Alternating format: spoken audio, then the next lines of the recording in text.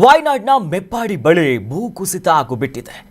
ಈಗಾಗಲೇ ಸಾವಿನ ಸಂಖ್ಯೆ 5ಕ್ಕೆ ಏರಿಕೆಯಾಗಿದೆ.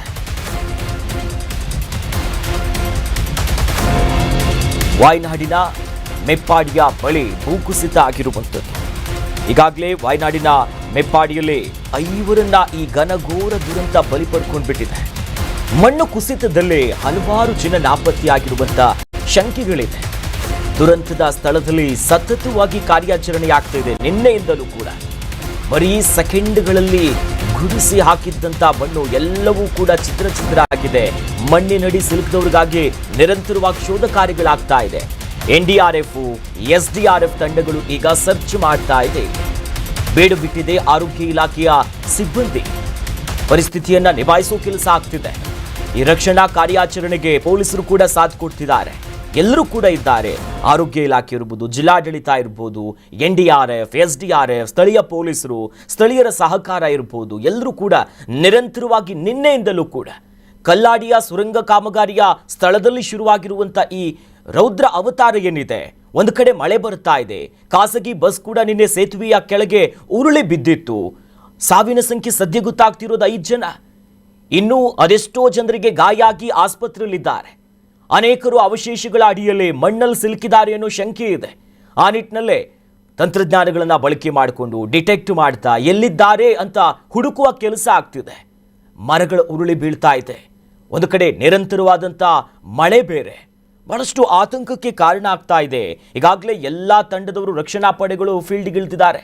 ನಿರಂತರವಾಗಿ ಮಣ್ಣಡಿ ಯಾರಾದರೂ ಇದ್ದಾರಾ, ಅವ್ರನ್ನ ಬದುಕಿಸ್ಬೇಕು, ರಕ್ಷಣೆ ಮಾಡಬೇಕೆನ್ನೋ ನಿಟ್ಟಿನಲ್ಲಿ ಒಂದು ಕಡೆ ಆರೋಗ್ಯ ಇಲಾಖೆಯೂ ಕೂಡ ಅಲ್ಲೇ ಇದೆ. ತಕ್ಷಣವೇ ಯಾರಾದರೂ ಸಿಕ್ಕಿದ್ರೆ ಇಮಿಡಿಯೇಟ್ ಆಗಿ ಆಸ್ಪತ್ರೆ ಕಳಿಸೋದು, ಪ್ರಥಮ ಚಿಕಿತ್ಸೆಗಳನ್ನು ಕೊಡಿಸೋದು, ಹೆಲ್ತ್ ರಿಕ್ವೈರ್ಮೆಂಟ್ಗಳನ್ನು ಕೂಡ ಸ್ಥಳದಲ್ಲೇ ಇಟ್ಕೊಂಡಿದ್ದಾರೆ. ಆದರೆ ರಕ್ಷಣಾ ಕಾರ್ಯಾಚರಣೆ ಬಹಳಷ್ಟು ಕಷ್ಟ ಆಗ್ತಿದೆ. ಮಳೆಗಳು ಹೆಚ್ಚಾಗ್ತಿದೆ. ಅನೇಕರು ಕೊಚ್ಚಿ ಹೋಗಿದ್ದಾರೆ. ಅಪ್ಡೇಟ್ಸ್ ಇದೆ, ನೋಡ್ತಾ ಹೋಗೋಣ. ಮೀನಾಕ್ಷಿ ಸೇತುವೆಯ ಬಳಿನೇ ನಿನ್ನೆ ದುರ್ಘಟನೆ ಆಗಿರುವಂಥದ್ದು. ಇದು ಮಲಪ್ಪುರಂ ಮತ್ತು ವಾಯ್ನಾಡನ್ನ ಸಂಪರ್ಕ ಮಾಡುವಂತ ಒಂದು ಪ್ರಮುಖ ಬ್ರಿಡ್ಜ್ ಆಗಿದೆ. ಆನೆಕೊಂಪೈಲಿಂದ ಮೆಪ್ಪಾಡಿ ಸುರಂಗ ರಸ್ತೆ ಪ್ರಮುಖವಾಗಿರುವಂಥ ರಸ್ತೆ. ಈ ಯೋಜನೆಯ ಕಾಮಗಾರಿ ವೇಳೆನೇ ಡೆಡ್ಲಿ ದುರಂತ ಆಗಿದೆ. ಸತತ ಮಳೆಗೆ ಜರುಗಿ ಬಂದಿದ್ದಂಥ ಗುಡ್ಡದ ಮಣ್ಣುಗಳು ನಿನ್ನೆ ಮಣ್ಣಿನ ರಾಶಿಯ ಅಬ್ಬರಕ್ಕೆ ಬಹಳ ದೊಡ್ಡ ಮಟ್ಟದ ಅನಾಹುತ ಆಯಿತು. ಜೀವವನ್ನ ಉಳಿಸ್ಕೊಂಡ್ರೆ ಸಾಕುವಂತ ದಿಕ್ಕಾಪಾಲಾಗಿ ಜನ ಓಡೋಡಿ ಹೋಗ್ತಾರೆ. ಆ CC ಕ್ಯಾಮೆರಾದ ದೃಶ್ಯ ಅಂತೂ ನಿಜಕ್ಕೂ ಬಹಳಷ್ಟು ಆತಂಕಕ್ಕೂ ಕೂಡ ಅದು ಕಾರಣ ಮಾಡಿಕೊಟ್ಟಿತ್ತು. ಅಂಥ ಪರಿಸ್ಥಿತಿಗಳು ಕೇರಳಕ್ಕೆ ಬಂದು ಒದಗಿತ್ತು. ಒಂದು ಕಡೆ ನಿನ್ನೆ ಈ ಮಣ್ಣುಗಳು ಕುಸಿತ ಬಂದಿದ್ದು ಅದು ಸೇತುವೆ ಮೇಲೇನೆ. ಪ್ರಮುಖವಾಗಿ ಮೀನಾಕ್ಷಿಯ ಸೇತುವೆ ಏನಿದೆ, ಮೀನಾಕ್ಷಿ ನದಿ ಏನಿದೆ, ಬಹಳ ಪ್ರಮುಖವಾದಂಥ ಒಂದು ಸ್ಥಳ. ಜನ ಓಡಾಡೋದೇ ಇಲ್ಲಿ. ಆದರೆ ಯೋಜನೆಯ ಕಾಮಗಾರಿ ವೇಳೆನೇ ಡೆಡ್ಲಿ ದುರಂತ ಆಗಿರೋದು ಒಂದಿಷ್ಟು ಅನುಮಾನ ಇದೆ. ನಿನ್ನೆನೆ ಕೇರಳದ ಕೃಷಿ ಸಚಿವರು ಹೇಳ್ತಾ ಇದ್ರು, ಇದು ಮಾನವ ನಿರ್ಮಿತ ದುರಂತ, ಇದು ಪ್ರಕೃತಿ ವಿಕೋಪಕ್ಕೆ ಹಿಂಗಾಯ್ತು ಅಲ್ಲ. ಕಾಮಗಾರಿ ವಿಚಾರದಲ್ಲಿ ಸೂಕ್ಷ್ಮ ಪ್ರದೇಶದಲ್ಲಿ ಏನೇನು ಕಾನೂನು ನಿಯಮಗಳನ್ನು ಪಾಲನೆ ಮಾಡಬೇಕಿತ್ತು, ಆ ಮಣ್ಣಿನ ರಾಶಿಯನ್ನು ಬೇರೆ ಕಡೆ ಹಾಕೋದು, ದೊಡ್ಡ ಪ್ರಮಾಣದಲ್ಲಿ ಮಣ್ಣುಗಳನ್ನು ಶೇಖರಿಸಿ ಇರುವಂಥ ಕೆಲಸ ತಪ್ಪು ಅನ್ನೋ ನಿಟ್ಟಿನಲ್ಲೂ ಕೂಡ ಚರ್ಚೆ ಆಗ್ತಿದೆ. ಬಟ್ ಆದರೆ ಈ ದೃಶ್ಯ, ಜನ ಓಡೋಗ್ತಾ ಇರೋದು ನಿಜಕ್ಕೂ ಆತಂಕಗಳನ್ನು ಹೆಚ್ಚಾಗ್ತಿದೆ. ದೇವರ ನಾಡನ್ನ ದೇವರೇ ಕಾಪಾಡಬೇಕೀಗ.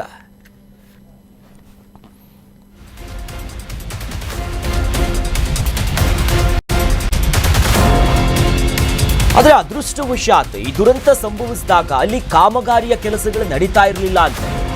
ಆದರೆ ಮಣ್ಣಿನಡಿ ಇಂಜಿನಿಯರ್ಸು, ಸಿಬ್ಬಂದಿ ಸಿಲುಕಿರುವಂಥ ಶಂಕೆ ಕೂಡ ಇದೆ. ಒಂದು ವೇಳೆ ಕಾಮಗಾರಿ ಎಲ್ಲಾದರೂ ನಡೀತಾ ಇದ್ದಿದ್ರೆ ಭಾರೀ ಅನಾಹುತಗಳಾಗ್ತಾ ಇತ್ತು. ಸಾಕಷ್ಟು ಕಾರ್ಮಿಕರು ಅದರಲ್ಲಿ ಸಿಲುಕಿರುವಂಥ ಒಂದಿಷ್ಟು ಸಾಧ್ಯತೆಗಳಿರ್ತಾ ಇತ್ತು. ಈಗಲೂ ಕೂಡ ಆತಂಕ ಇದೆ, ಯಾರು ಸಿಲುಕಿದ್ದಾರೆ, ಏನಾಯಿತು ಅಂತ. ನಿನ್ನೆ ಇಂಜಿನಿಯರು, ಕಾಮಗಾರಿ ಮಾಡ್ತಿರುವ ಸಿಬ್ಬಂದಿ ಕೂಡ ಬಲಿಯಾಗಿದ್ರು. ಆರಂಭಿಕವಾಗಿ ಗೊತ್ತಾಗಿದ್ದೇ ಅವರೇ. ಆದರೆ ಅದೃಷ್ಟವಶಾತ್ ಈ ಕಾಮಗಾರಿ ಕೆಲಸವನ್ನ ಕೆಲ ದಿನಗಳ ಹಿಂದೆನೇ ತಾತ್ಕಾಲಿಕವಾಗಿ ಪೂರ್ಣ ಪ್ರಮಾಣದಲ್ಲಿ ಅಲ್ಲ ಅಂದರೂ ಕೂಡ ಸ್ವಲ್ಪ ಪ್ರಮಾಣದಲ್ಲಿ ಅದನ್ನು ಸ್ಥಗಿತ ಮಾಡಿದ್ರಂತೆ. ಇಲ್ಲಂತಂದ್ರೆ ಆ ಕೆಲಸದಲ್ಲಿ ಒಂದು ಟನಲ್ ಕಾಮಗಾರಿ ಆಗುತ್ತಂತಂದ್ರೆ ಭಾರಿ ಪ್ರಮಾಣದ ಸಿಬ್ಬಂದಿಗಳಿರ್ತಾರೆ, ಕಾರ್ಮಿಕರು ಇರ್ತಾರೆ, ಕೆಲಸ ಮಾಡ್ತಾರೆ, ಸಾರ್ವಜನಿಕರು ಓಡಾಡ್ತಿರ್ತಾರೆ. ಆದರೆ ಪೂರ್ಣ ಪ್ರಮಾಣದ ಕೆಲಸ ಆಗ್ತಾ ಇಲ್ದಿರುವುದರಿಂದ ಒಂದು ದೊಡ್ಡ ಪ್ರಮಾದ ಸೇಫ್ ಆಗಿದೆ, ಆಗಿಲ್ಲ. ಜೊತೆಯಲ್ಲಿ ಈಗಾಗಲೇ ಅನೇಕರು ಸಿಲುಕಿರುವ ಸಾಧ್ಯತೆಗಳು ಕೂಡ ಇದೆ. ಆ ನಿಟ್ಟಿನಲ್ಲಿ ಅವಶೇಷಗಳ ಅಡಿಯಲ್ಲೇ ನಿರಂತರವಾಗಿ ಕಾರ್ಯಾಚರಣೆ ಮುಂದುವರಿತಾ ಇದೆ ಕೇರಳದಲ್ಲಿ.